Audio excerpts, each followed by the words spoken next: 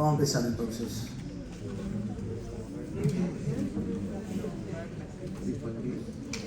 Bueno, esta es la incidencia de cáncer de mama a nivel mundial. Tanto esta diapositiva de incidencia como la que va a venir después, que es de mortalidad, están sacadas de la página de la OMS, del Globocan.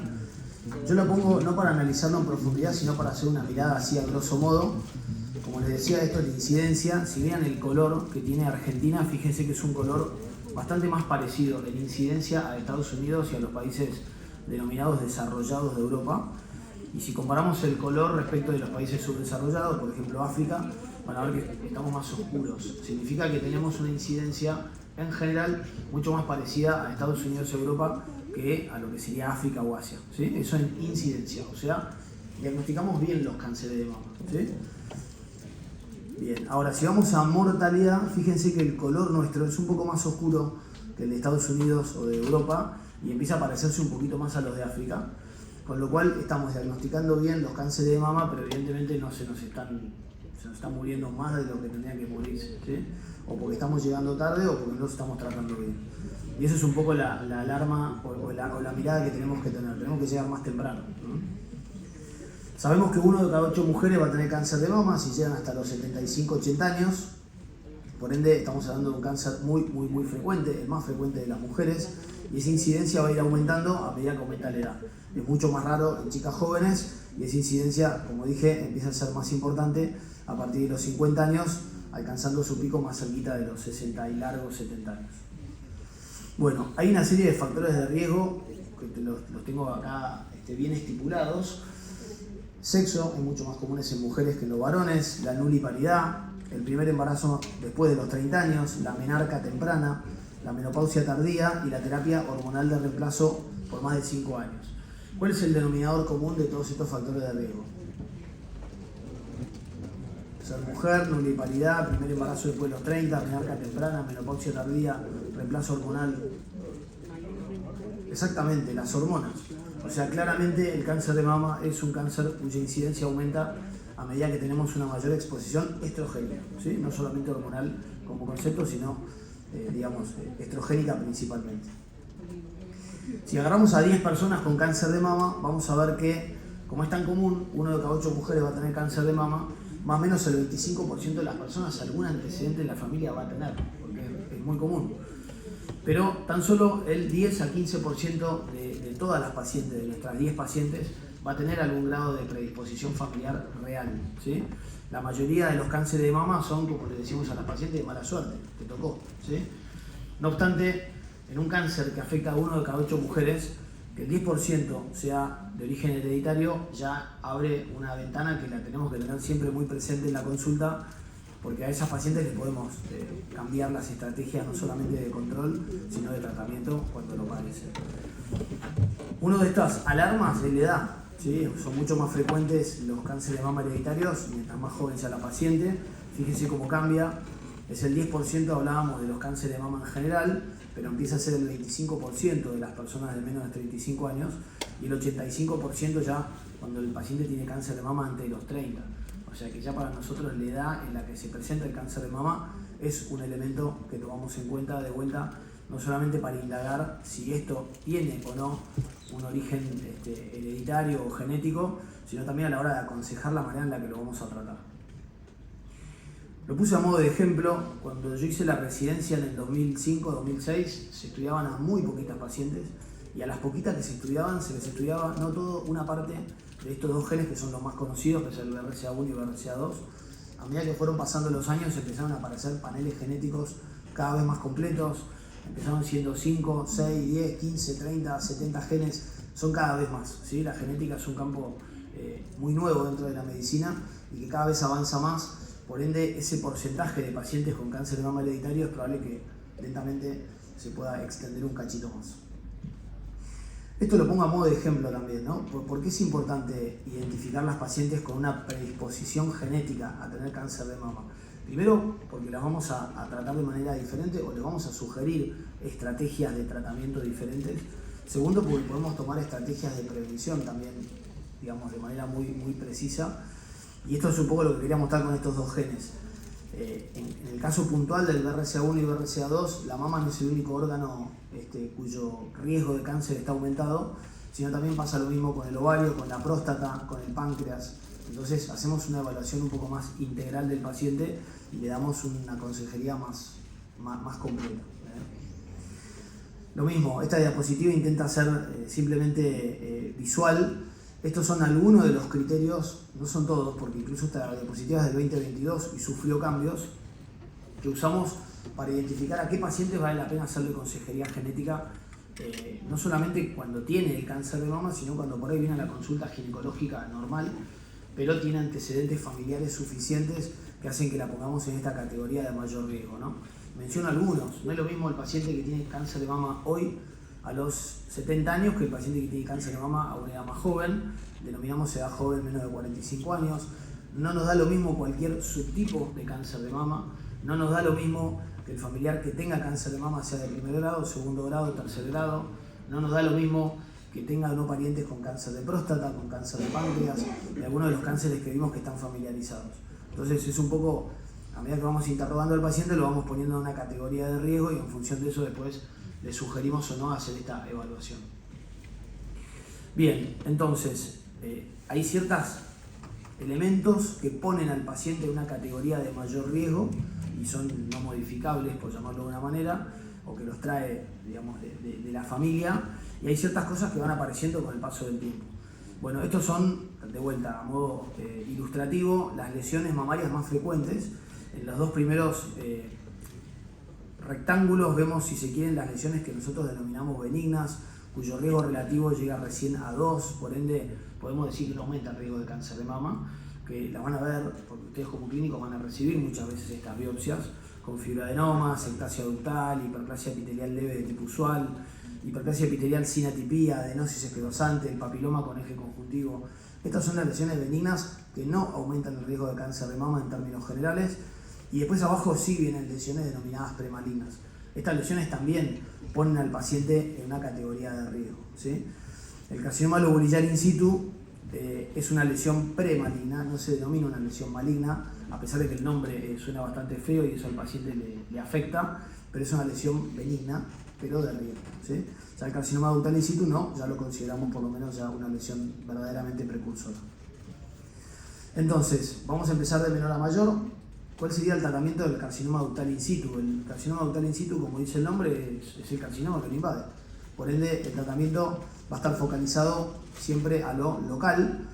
Sería la cirugía, la eventual radioterapia, que ahora vamos a conversar, y la hormonoterapia. Desde el punto de vista quirúrgico, sabemos que del 14 al 46% de los carcinomas ductales in situ progresarían a un carcinoma invasor, sin hacer nada. O sea, yo sé que hay muchas pacientes con carcinoma ductal in situ de mama que si yo no hago nada, nunca van a tener nada. ¿Está bien? El problema es que nos cuesta identificar a qué paciente puedo no hacerle nada y cuál es la paciente que sí va a progresar a un carcinoma invasor. Entonces, las operamos, ¿sí? Cuando las operamos, intentamos obtener un margen de seguridad y el carcinoma in situ tiene un patrón de crecimiento, a diferencia del carcinoma invasor, que va creciendo. El in situ crece por parches y por eso requiere un margen un poquito mayor que el invasor, que es de 2 milímetros, ¿sí? Estos son los estudios que fueron demostrando que con distinto, digamos, margen de seguridad los resultados terminan siendo los mismos y básicamente concluyen que cuando el margen es de 2 milímetros o más es lo mismo, así que no necesito sacarle 1 centímetro de margen, con 2 milímetros estoy bien, y aún en aquellos casos donde los 2 milímetros son más cortos, o sea 1 milímetro o una célula interpuesta, igual decimos que el margen es suficiente, pero no el ideal, ¿sí? Que es un poco lo que viene a decir ahora, ¿no? Esto lo que hace es avalarnos a que no, digamos, a que puedo no reoperar a un paciente cuyo carcinoma in situ salió con un margen negativo, pero menor a 2 milímetros. Entonces la pregunta sería, ¿cuál es el margen ideal para un in situ? Más de 2 milímetros. Suficiente, una célula. Entonces decíamos que del 14 al 46% de las pacientes que no hacíamos nada, recién iban a progresar un carcinoma invasor. Yo con la cirugía lo que hacemos es reducir esa chance. Y fíjense que una vez que ustedes las operan, del 12 al 20% de los carcinomas ductales in situ podrían recurrir en 10 años. O sea que ese margen lo bajé bastante. ¿está bien? Del 12 al 20%. ¿Cuándo recurren? O sea, este 12 a 20% en general recurren en el mismo cuadrante, en el mismo lugar donde tuvo el in situ original. Pero acá viene el problema y por eso las operamos y en general podemos decir que a la gran mayoría las sobretratamos. Porque si menos del 50% va a progresar un carcinoma invasor, podemos decir que más del 50% lo estamos sobretratando. Bueno, el problema es que cuando recaen, la mitad de las veces recaen como lesiones invasoras, ¿sí? Entonces ese es un poco el foco y el motivo por los cuales a veces preferimos actuar un poquito de más que de menos. Entonces, del 14 al 46% progresarían a cáncer si no hacemos nada, con la cirugía lo bajamos un poquito menos de la mitad, ya ahí estamos en el 12 al 20%. Si es un carcinoma in situ, ¿hay que evaluar la axila o no? ¿Sí o no? Sí. En general no, porque si es un in situ no tendría que tener por qué compromiso axilar. Así que el concepto es, el in situ no evalúa la axila, a menos que se den ciertas condiciones puntuales, que son las que están bien evaluadas en el consenso. De vuelta, el in situ no se evalúa la axila, a menos que yo tenga sospecha de que la paciente pueda tener algún foco de invasión que yo no lo esté viendo, y esto es una cuestión de estadísticas. Si la lesión imagenológica es pequeña, le creo mucho a la punción porque es muy representativa. Si la lesión imagenológica es grande, en este caso fíjense que habla de más de 3 centímetros, entonces por ahí la punción no es tan representativa de lo que estoy punzando, entonces en ese caso puedo tener mis dudas y puedo hacer un centinela por las dudas, ¿sí? El ganglio centinela es, lo que ustedes ya saben, el o los primeros ganglios de la cadena donde alguna célula podría irse. En términos generales no lo evalúo en el in situ, a menos que la lesión mida más de 3 centímetros, a menos que la lesión sea nodular, porque el in situ no suele manifestarse como lesión nodular, su representación imagenológica más común son las calcificaciones, y la tercera indicación es cuando le voy a hacer una mastectomía. La mastectomía puede ser porque el paciente lo desea, por la ubicación que tiene el foco que tiene la paciente, digamos, por muchas causas. La cuestión es que si yo a la paciente le hago una mastectomía, aun cuando estoy convencido de que tiene un in situ, y después en el diferido de esa pieza me vino un invasor, ya perdí la oportunidad de hacer una evaluación del ganglio centinela, entonces por eso lo hago como de oportunidad, ¿está bien? Pero el concepto es que el in situ no requiere ganglio centinela, a menos que se den alguno de estos 3 criterios que acabo de mencionar. Decíamos, yo repito un montón porque me gusta que por lo menos de acá algo puedan llevarse, ¿sí? Del 14 al 40 y pico % de las pacientes, si no hago nada, recién ese pequeño grupo va a progresar un invasor, a eso lo bajo a más de la mitad, más o menos 12 a 20% cuando las opero, pero sigo teniendo un pool de pacientes que no es menor, que van a seguir progresando, ¿sí? Estamos hasta ahora con la cirugía sola, nos quedamos entre el 12 al 20%. Entonces, ¿qué hago? ¿Les hago radioterapia? La radioterapia es un tratamiento local, ¿sí? Les hago radioterapia, a la mayoría, pero no es que lo tengan que hacer sí o sí a todas. ¿La radioterapia qué hace? La radioterapia, bueno, estos son los estudios que avalan el uso de radioterapia en carcinoma in situ. Lo que hace la radioterapia es reducir al 50% la chance de que esa paciente recaiga, ¿está bien? O sea que ese 12 a 20% ya me lo llevé a la mitad, ya lo dejé entre el 6 y un 10% más o menos. Ahora, no modifica la sobrevida. ¿Por qué no modifica la sobrevida? Porque el in situ es una patología cuya sobrevida es más o menos del 99%. Entonces es muy difícil tener un tratamiento quirúrgico, radioterapia, hormonoterapia, que tenga impacto en sobrevida. Porque les va tan bien a los in situ que difícilmente pueda usar como subrogante de éxito la sobrevida en alguno de los tratamientos porque les viene bien igual. ¿Está bien? Entonces lo focalizo en recaída. Tengan en cuenta también que el paciente con cáncer de mama le genera un impacto psicológico, más allá de lo, digamos, de lo estrictamente biológico, el hecho de tener algo relacionado al cáncer de mama y eventualmente recaer 1, 5, 10 o 20 años después. Por ende, a la recaída también le damos lugar en ese sentido. Bueno, con la radioterapia reducimos ese riesgo al 50%. Con lo cual, en muchas de las pacientes, por no decir la gran mayoría, les hacemos radioterapia, aun cuando sabemos de que hay otras que podrían no necesitarlo. De hecho, hoy, en muchos de los consensos internacionales que más utilizamos, a las pacientes de más de 70 años, podemos tranquilamente, a una selección de pacientes de más de 70 años, podemos omitirle la radioterapia, ¿sí? La radioterapia hoy se hace con muchísima tecnología, con mucha menor afección de los órganos vecinos, pero no deja de ser, digamos, no es inocuo, ¿sí? Así que está bien que tengamos ese criterio en la cabeza y sepamos cuándo vale la pena utilizarlo y cuándo no. Bien, bueno, esto es un poco lo que dice el consenso, que es lo que hablábamos recién, interrogamos bien al paciente, les ofrecemos la cirugía. Esto no lo dije, lo voy a mencionar ahora, pero lo voy a volver a mencionar después en el carcinoma invasor. Tanto para el carcinoma in situ como para el cáncer de mama es exactamente lo mismo. Si yo saco localmente la lesión, conservando el resto de la mama y haciendo radioterapia después, o sacando la mama entera, haciendo una mastectomía, ¿sí? El resultado desde el punto de vista de la sobrevida es el mismo. Por eso es que en general, cuando podemos conservar la mama, la conservamos, porque para el paciente es una cirugía no solamente más rápida y más sencilla, sino que desde el punto de vista cosmético nunca la mama le va a quedar más linda y más parecida a la otra que con su propia mama. Obviamente hay circunstancias que a veces no las podemos cambiar, como por ejemplo la ubicación de una lesión o el tamaño de una lesión, que no nos queda más remedio que pensar en una mastectomía, o cuando en este interrogatorio inicial que hacemos vemos que el paciente tiene criterios para pensar que tiene un riesgo aumentado de volver a desarrollar el problema en el futuro. Entonces en ese caso por ahí sí estamos más propensos a sugerir una cirugía no solamente terapéutica de lo que tiene ahora, sino también de reducción de riesgo para el futuro. Está mal usado el término reducción de riesgo porque el cáncer ya lo tuvo, pero con el sentido de piensen que la paciente que hizo un tratamiento conservador, o sea, se sacó un cuadrante e hizo radioterapia, genera un condicionamiento en el futuro si eventualmente repite el problema, porque la mama irradiada nos condiciona desde el punto de vista quirúrgico y reconstructivo, por ende siempre tenemos ese equilibrio en la cabeza que de alguna manera, y para simplificarlo, lo apoyamos en la edad y en esa historia clínica. Bueno, eso es lo que dice acá. O le saco un pedacito de la mama y le irradio o le saco la mama entera. ¿Sí?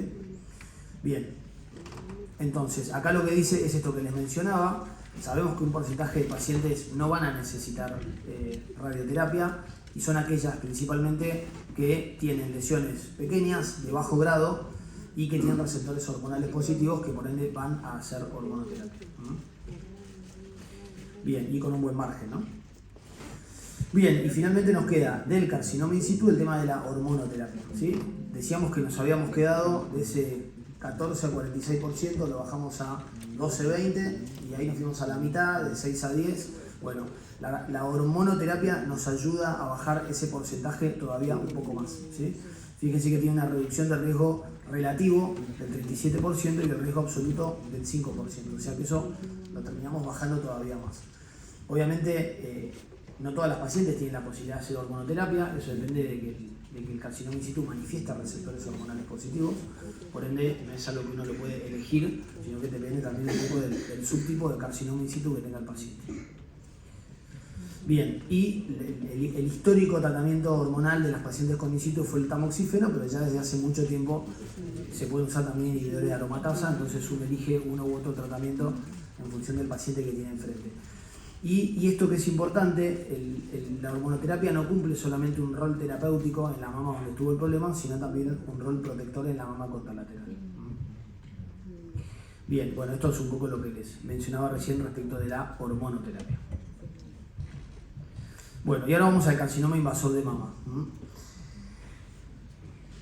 Bueno, ustedes son clínicos, así que lo van a tener mucho más claro que yo. ¿Cuáles serían las estrategias primero, que es una estrategia de prevención primaria? ¿Cómo? ¿Cómo? ¿El autoexamen es prevención primaria? ¿Qué es prevención primaria? No se escucha. Entonces el autoexamen no previene la enfermedad. ¿Qué puede prevenir la enfermedad? ¿Cómo? ¿Cómo? Identificar factores de riesgo, ok. Yo identifico factores de riesgo y con eso ya hice la prevención primaria. No. Identificar factores de riesgo tampoco reduce, o sea, está perfecto, ¿no? Es lo primero que hay que hacer. Pero no es una estrategia de prevención primaria identificar factores de riesgo. Sería el primer paso para pensar en hacer prevención primaria. Como bien dijeron por ahí, la prevención primaria es evitar que la paciente tenga la enfermedad. ¿Qué es la prevención secundaria? Ya tengo la enfermedad prevenir. ¿Cómo? Nuevo. En realidad sería un diagnóstico precoz que nos permita modificar la evolución natural de la enfermedad, ¿está bien? Y tratarlo de una manera mucho más amigable. La prevención secundaria es identificar precozmente la enfermedad antes de que dé síntomas. Y la prevención terciaria ya es el tratamiento convencional de la enfermedad, ¿está bien? Entonces, en patología mamaria tenemos prevención primaria, por eso les mostré la diapositiva al principio de las pacientes con una mutación en el BRCA. Si yo ya tengo una paciente que al momento de interrogarla me dice que su mamá, su hermana, su tía y su hermana tuvieron cáncer de mama, lo primero que voy a hacer es mandarle una consejería genética para ver si efectivamente esa paciente o esa familia tiene o no un gen mutado, y en la medida en la que lo tenga, yo puedo sugerirle estrategias de prevención primaria como, por ejemplo, mastectomía radical. muy bien, radical sería si fuese oncológica, pero le puedo pedir, le puedo sugerir una mastectomía de reducción de riesgo, ¿está bien? Esa paciente, si se saca las mamas, esa paciente sana, estamos hablando, ¿no? Esa paciente sana, si se hace una mastectomía de reducción de riesgo, está reduciendo la probabilidad de tener un cáncer de mama entre un 90 y un 95%, que es un montón. Piensen también que en general las pacientes con una mutación genética tienen una carga familiar, porque vieron a su mamá, a su hermana, a su tía, a su abuela, a lo que sean, padeciendo esa enfermedad, por ende tienen realmente un interés en tratar de no pasar por ese mismo camino. Eso sería una estrategia de prevención primaria. ¿Todas las pacientes con una mutación genética tienen que hacerse una mastectomía bilateral? No. La mama, justamente, por eso existe la prevención secundaria. La mama es un órgano cuya evolución natural de la enfermedad nos da tiempo, aun cuando tenga una mutación genética, a hacer un diagnóstico precoz. Y esto ya está demostrado en el mundo entero, que aun cuando uno tenga una mutación, si vos vas por el camino de la mastectomía o vas por el camino de un control diferente al de la población general, más estricto, la sobrevida es la misma, el paciente va a vivir lo mismo. ¿Cuál es la diferencia entre los dos caminos? El de la mastectomía bilateral reduce el número de casos, o sea, el paciente sufre menos cánceres, menos diagnósticos, pero de alguna manera también asume la posibilidad de sufrir complicaciones. Siempre digo a los pacientes, cuando yo hablo de complicaciones, en este caso no me refiero a complicaciones de su salud, me refiero a complicaciones vinculadas a la reconstrucción. Hoy las reconstrucciones quedan muy bien, yo después puse un par de fotos para que las vean, y realmente el resultado es bárbaro, pero hay un porcentaje de pacientes que sufre complicaciones, y piensen que generalmente estas estrategias de reducción de riesgo se usan en chicas jóvenes, por ende las complicaciones cuando ocurren, que por suerte son pocas, son en chicas jóvenes cuyo resultado cosmético es importante. Entonces, de vuelta, uno lo sugiere, pero siempre cuando sabe que el contrapeso en la balanza justifica asumir esas eventualidades. Les decía que los dos caminos llevan al mismo resultado. El paciente que se controla estrictamente o el paciente que se saca las dos mamas le va a ir igual de bien. La diferencia es que este grupo va a tener menos cánceres, porque se sacó la mama. Siempre en las mejores manos queda entre un 5 y un 10% de tejido mamario, por eso la posibilidad de tener un cáncer igual existe, pero es mucho menor. Pero asume el hecho de casarse con la prótesis, con la reconstrucción o sufrir una complicación. Y este camino conserva su mama, por ende desde el punto de vista cosmético nunca va a estar tan natural, por llamarlo de una manera, que con esos controles. Se va a controlar cada 6 meses. Es una paciente cuya lupa a la hora de hacer los controles va a estar multiplicada por 100, entonces va a tener que de alguna manera estar un poco más preparada a tener diagnósticos grises. Grises no necesariamente implica cáncer, implica lesiones sospechosas que van a llevar a la necesidad de hacer funciones y demás. Por ende, si el paciente lo asume, de vuelta, esto ya está demostrado en el mundo entero que el resultado va a ser el mismo. Eso es un poco lo que hablamos en el consultorio todos los días. A diferencia de la mama, por ejemplo, en el caso del ovario, si la mutación es del BRCA, porque no todas las mutaciones aumentan también el riesgo de cáncer de ovario, ahí sí la recomendación ya es mucho más firme, porque el cáncer de ovario no tiene screening, no tiene la posibilidad de hacer prevención, ¿sí? Entonces, ahí sí la recomendación es cuando la paciente tenga paridad cumplida, más de 40 años y demás, es sacar ovarios, y eso también termina repercutiendo en la posibilidad de padecer un cáncer de mama en el futuro. Bien, bueno, esto es lo que mencionábamos recién, ¿no? La prevención primaria arranca, como dijo alguno de ustedes, identificando factores de riesgo para ver en qué lugar ponemos a nuestras pacientes. En patología mamaria tenemos 3 grupos de riesgo. El riesgo clásico, que es el de la gente que está en la calle, sin antecedentes familiares importantes.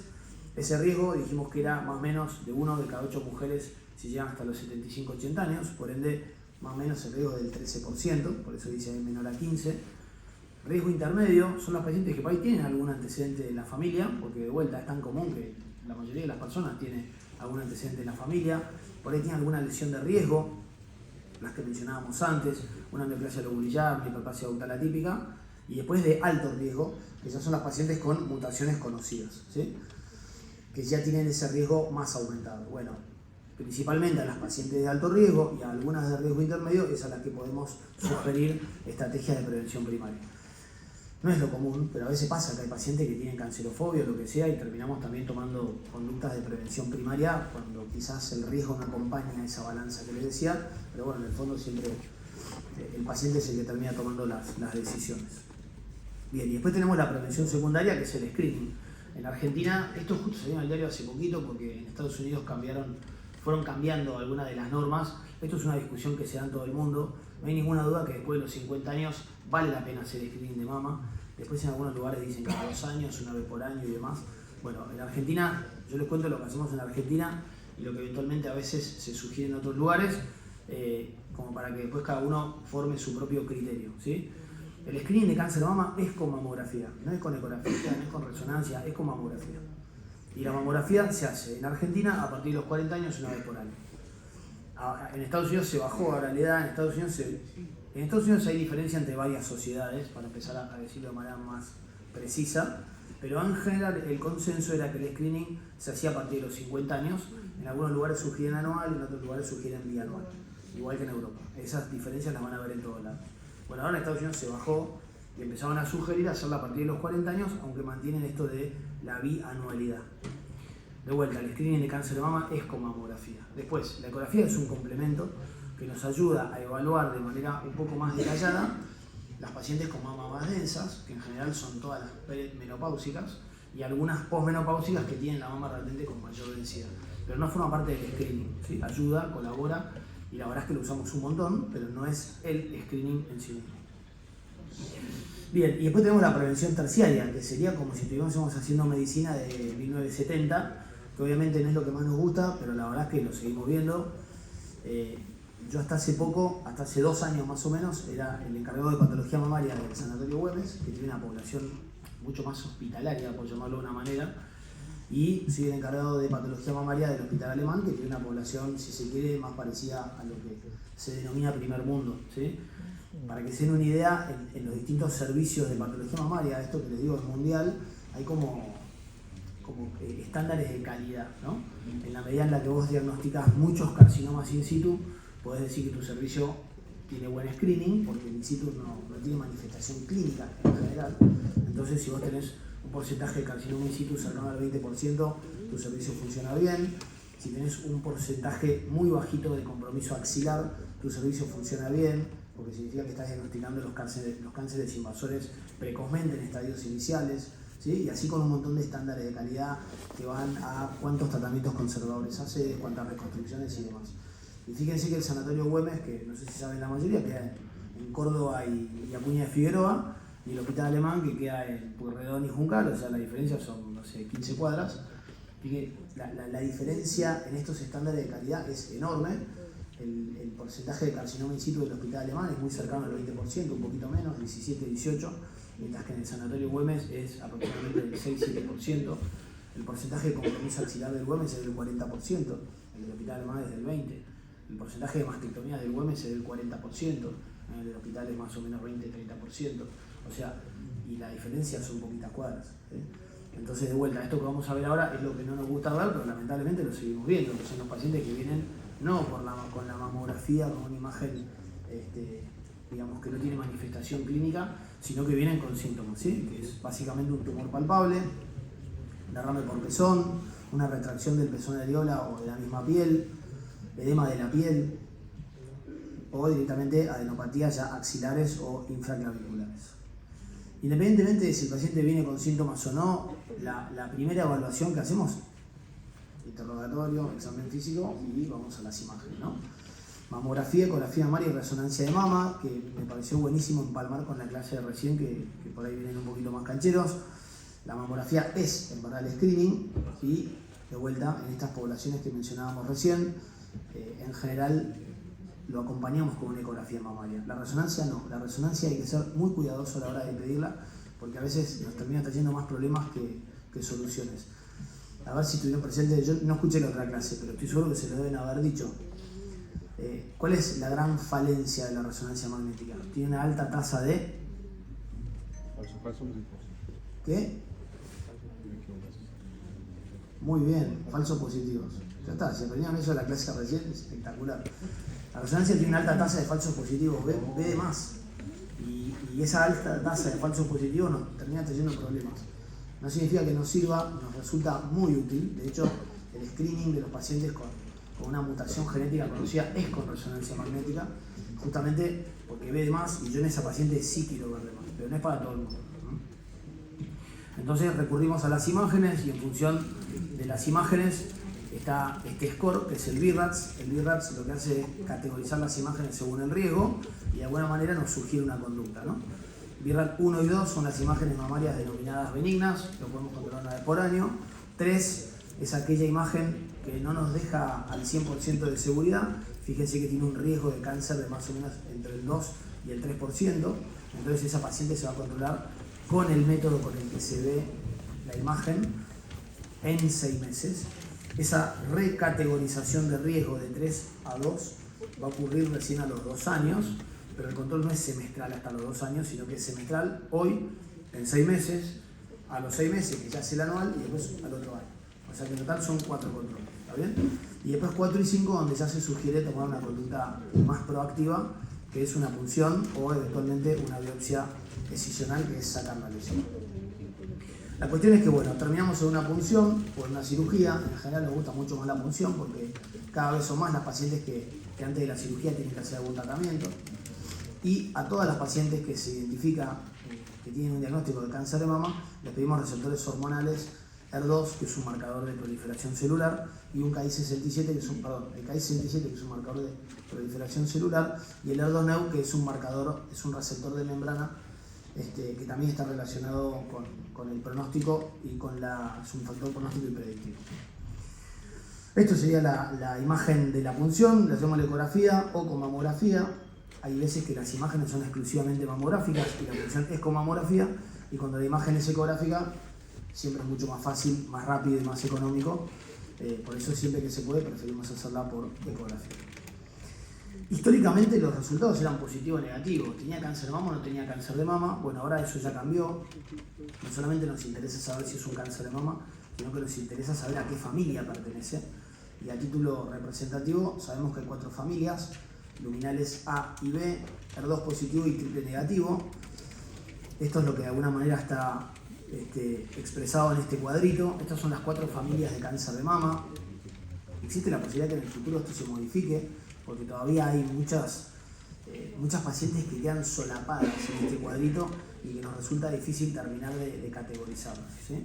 Entonces les decía que cuando uno tiene una punción positiva para cáncer de mama, pedimos las 4 determinaciones que están, digamos, en la columna, en la primera de todas: receptor de estrógeno, progesterona, ER2 y Ki67, y en función de esos hallazgos categorizamos al paciente o identificamos la familia de cáncer de mama que tiene.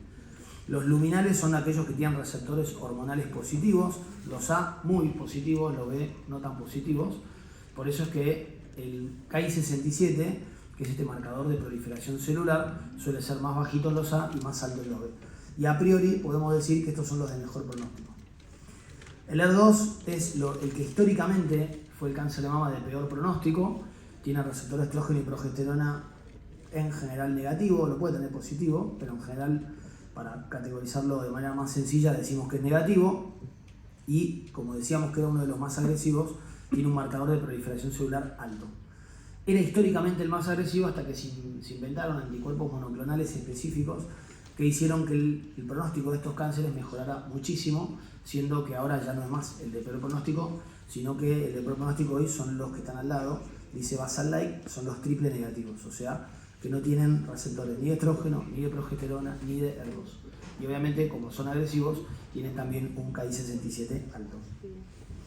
¿Cuál es el problema de los triple negativos? Como no tienen receptores para nada, nos cuesta identificar una terapia target para darle con la tecla. Estas son las características que más o menos fuimos mencionando. Los luminales son los que tienen receptores hormonales positivos, por ende tienen sensibilidad a las hormonas, les voy a dar hormonoterapia. Y tienen chance, dependiendo del estadio y demás, que ahora lo vamos a ver con un poquito más en detalle, de no necesitar quimioterapia, ¿no? Ahora, los ER2 positivos y los triple negativos, siempre que miden más de 5 milímetros, esto igual les puedo quedar más precisamente aclarado más adelante, son los que sí requieren quimioterapia y tratamiento específico. Entonces, hasta hace 20 años más o menos, las decisiones terapéuticas se tomaban con los primeros 4 renglones. En cuanto al tamaño tumoral, el grado histológico, compromiso ganglionar y el tipo histológico. En función de eso, la edad de la paciente y algunos otros factores más, uno determinaba qué tratamiento iba a hacer. Hace ya 20 años que se vienen incorporando, y ya ahora son decisivos, estos últimos receptores que mencionábamos recién, receptor de estrógeno, progesterona, HER2 y Ki67. Entonces, esto se los voy a explicar como se lo digo a los pacientes en la consulta, que me parece que resulta como más didáctico. El cáncer de mama tiene 4 tratamientos, no significa que todos tengan que hacer todos, pero son las 4 alternativas que existen. Uno es la cirugía, que ahora vamos a charlar. Después está la radioterapia, que ahora lo vamos a aclarar también, pero para que lo vayan graficando en la cabeza, lo hacen aquellas pacientes en general que conservan la mama. O sea que en general, si una paciente tiene que ir a mastectomía, digamos como que tiene buenas chances de no necesitar radioterapia. Después está la quimioterapia, que va a depender de varios factores que ahora vamos a mirar también, y la hormonoterapia, que sería patrimonio exclusivo de los tumores luminales. ¿Está bien? Entonces, desde el punto de vista quirúrgico, vale lo mismo que para el carcinoma in situ. Esto ya está demostrado en el mundo entero, que sacar el sector de la mama que está comprometido, rodeado de tejido sano, e irradiar el resto de la mama sana, o hacer una mastectomía, es lo mismo, ¿sí? Esto fue lo que fue pasando a lo largo de la historia. La diapositiva de la señora mayor que se ve ahí es una cirugía que paradójicamente la inventó un señor, un doctor Prudente. Era en la época en la que pensaban que la mama era una enfermedad local y a mayor agresividad del tratamiento local, mayor tasa de curación. Entonces terminaron amputándole todo el brazo. Y hoy pasamos al tratamiento conservador. Intentamos conservar la mayoría de las mamas, a menos que de vuelta no nos permita, o por el tamaño y la ubicación del tumor, o por una estrategia ya de reducción de riesgo que queramos aplicar. Entonces, ¿qué es el tratamiento conservador? Eso, que el paciente conserve la imagen corporal y que después del cáncer de mama no tenga, digamos, secuelas físicas. Eso es fundamental. Proponer un tratamiento conservador para que el paciente quede con la mama de alguna manera con un defecto cosmético es una mala estrategia. Ahí por ahí es mejor una buena mastectomía que un mal tratamiento conservador. Bien. Entonces, lo que decíamos antes, la sobrevida luego del tratamiento conservador es similar a lo obtenida con mastectomía. Esto se basó en estos trabajos pivotales que ya tienen un seguimiento, digamos, de muchas décadas, por ende esto que les digo es de absoluta seguridad. Aún así, fíjense que antes del año 70, que es cuando empiezan a salir estos trabajos que les mencionaba, eran todas mastectomías, empezaron a salir estos trabajos, obviamente el índice de mastectomía empezó a bajar, hasta que llegó un punto donde se mantuvo estable. O sea, las mastectomías se siguen haciendo. El 30% de nuestras pacientes las tratamos con mastectomía. En algunos casos es porque siguen viniendo con estadios avanzados, pero en otros es porque de vuelta las usó como estrategia de tratamiento y de prevención también. O sea que no es que está mal la mastectomía hoy, pero sino que ya el foco se modificó y les diría que el piso es ese, es más o menos 30%. Esto es en el mundo entero. Pero obviamente la mayoría de los pacientes reciben un tratamiento conservador. Tratamos la oncoplastia es un término que nace con el tratamiento conservador, porque las mastectomías antes eran mastectomías y punto. Entonces se intentaba maximizar el tratamiento conservador, pero después se fue de alguna manera volcando a todas las cirugías mamarias y intentamos que el paciente no solamente cure su problema acá, sino que también lo cure acá. Y eso implica que cuando se mira al espejo se vea bien y no que esté constantemente recordando lo que pasó, porque ya está demostrado que la paciente cuyo resultado cosmético no es el más lindo son las pacientes que más riesgo de recurrencia tienen, porque obviamente está todo conectado. Entonces, nada, esto lo pongo a modo ilustrativo, ¿no? Son estrategias que uno va aplicando para disimular los defectos. A veces hay retracciones en la piel, para disimular el efecto de relleno vamos movilizando colgajos locales para que eso no se note. A veces las recaídas son en axila y hay que sacar porcentajes de piel más altos, entonces también vamos movilizando colgajos para que no quede con secuelas ya vinculadas al movimiento. A veces los lugares donde se origina el tumor son con compromiso del pezón y la areola, entonces a nivel volumen mamario da para conservar, pero el pezón y la areola son el distintivo de la mama. Entonces intentamos también conservarle la mama y tratar de preservar o de mantener su imagen corporal. Entonces si hacemos un parche de piel que lo movilizamos para que eso se note lo menos posible. Entonces el paciente queda con este parche de piel temporal que después se hace un neopezón y eso se termina tatuando y hace que quede mucho más disimulado. Piensen que hacer una mastectomía y poner una prótesis para muchas pacientes que son de determinada edad y que tienen la mama tóxica, las reconstrucciones mamarias no se miran guiñando el ojo, tapando la otra mama, sino mirando las dos mamas. Entonces hay veces que hay pacientes donde vale la pena hacer un esfuerzo en la mama que tiene el problema, porque la mastectomía con reconstrucción no le va a quedar nunca bien, aunque esa mama quede linda, nunca va a quedar parecida a la del otro lado, porque tiene una caída natural.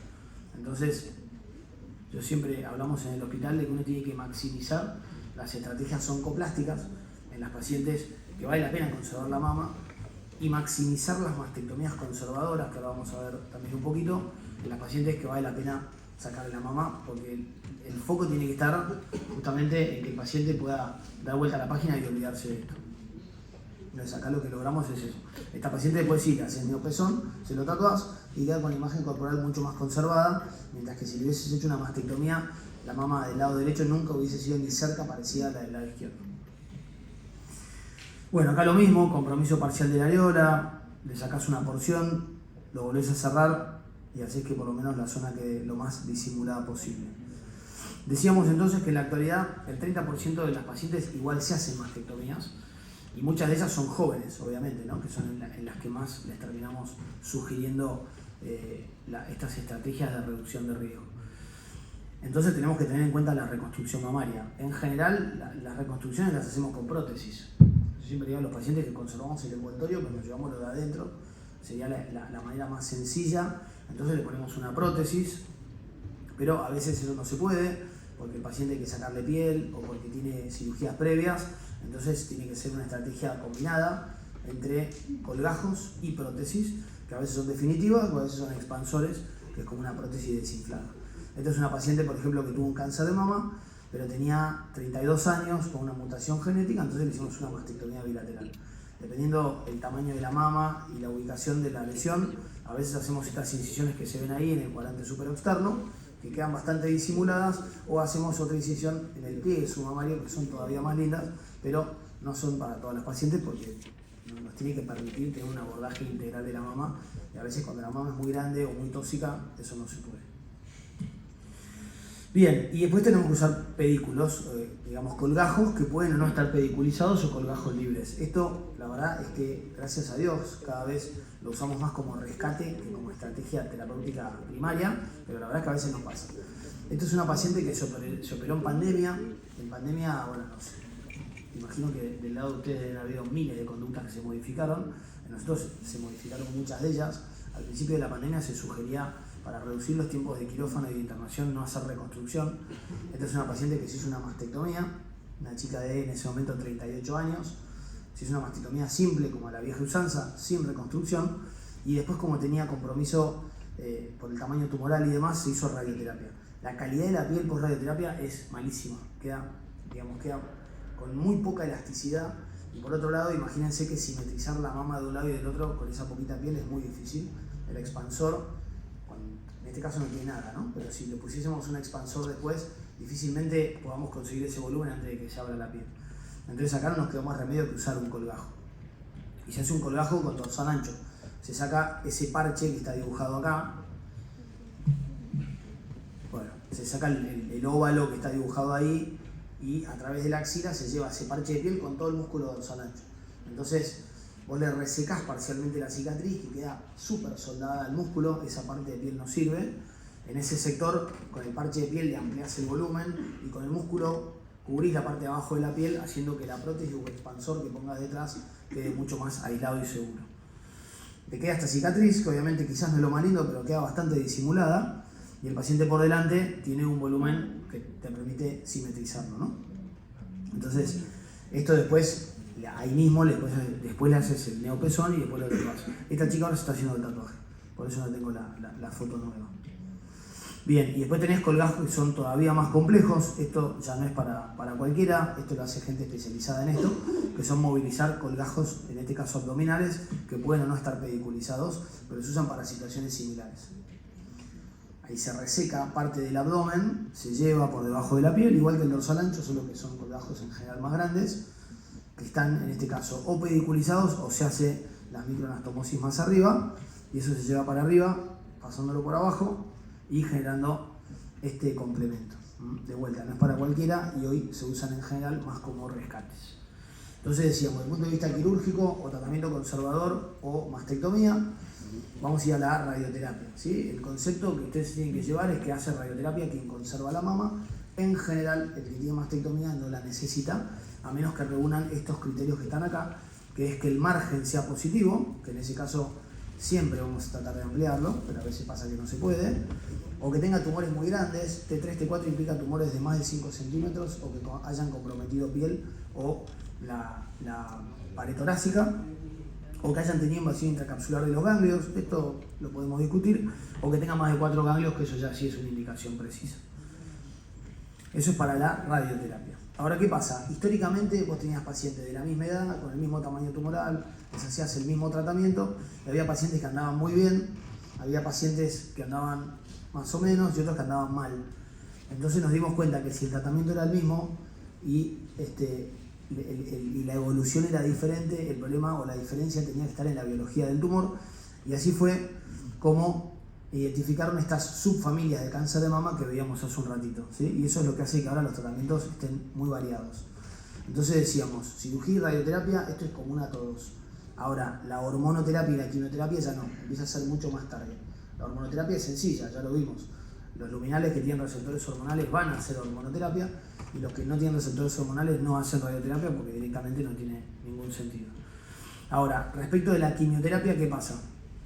Vamos a los luminales. Decíamos que los luminales eran históricamente los tumores de mejor pronóstico. Estos tumores, antes basábamos la decisión de hacer o no quimioterapia en función de los que se denominaban parámetros clásicos. Cuánto medía el tumor, qué edad tiene la paciente, si comprometía la axila o no y demás. Grado histológico, subtipo tumoral.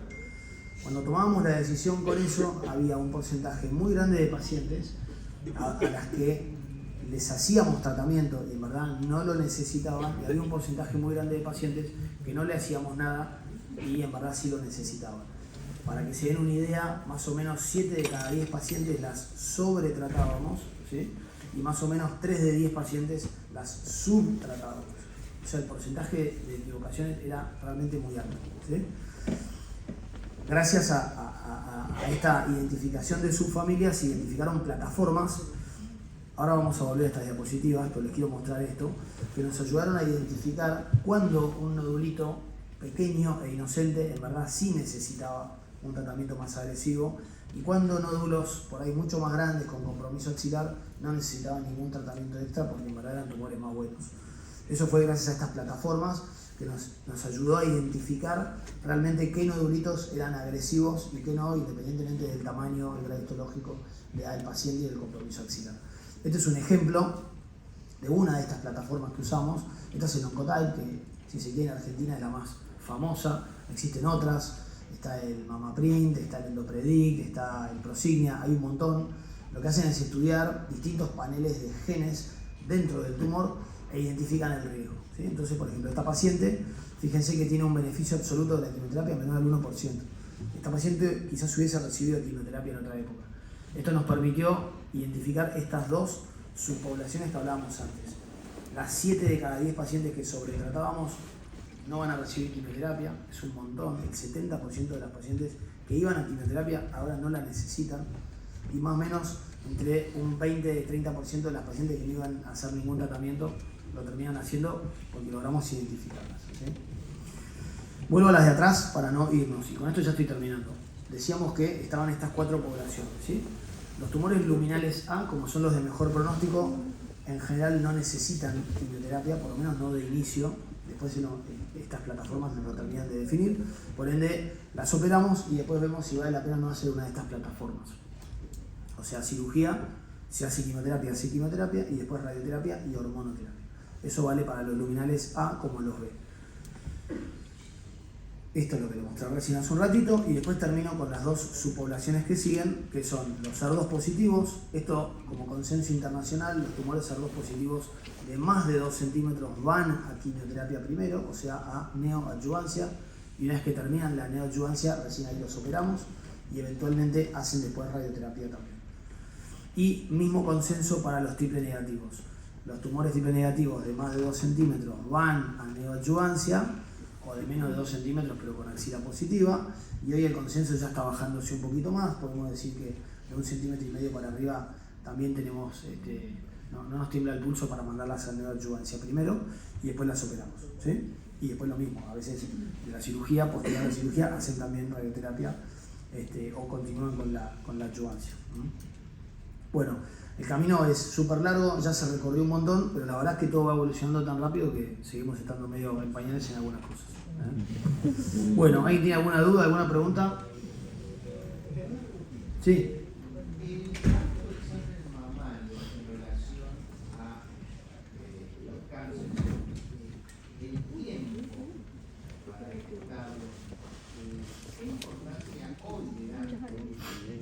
Está perfecto, al autoexamen.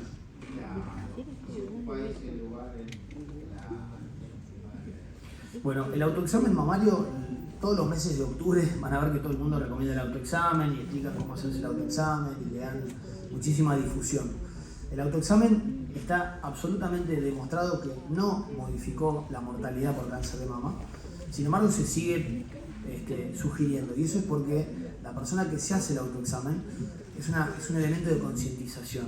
La persona que se hace el autoexamen tiene presente que se tiene que controlar y eso ayuda a que vaya al ginecólogo a hacerse los controles mamarios. Ese es el motivo por el cual se sugiere y por eso lo seguimos sugiriendo, no porque directamente traiga un beneficio, sino porque trae un beneficio indirecto que es la concientización. Piensen que cuando una persona se autopalpa algo, de alguna manera ya estamos, digamos, lejos del diagnóstico precoz, no significa que tampoco sea tardío, ¿no? Pero ya no es un diagnóstico precoz, ya no sería más una estrategia de prevención secundaria, porque la enfermedad ya dio síntomas, ¿sí? ¿Alguna pregunta, alguna duda? Bueno, seguimos con la segunda parte de la parte psicológica. Aus, dale.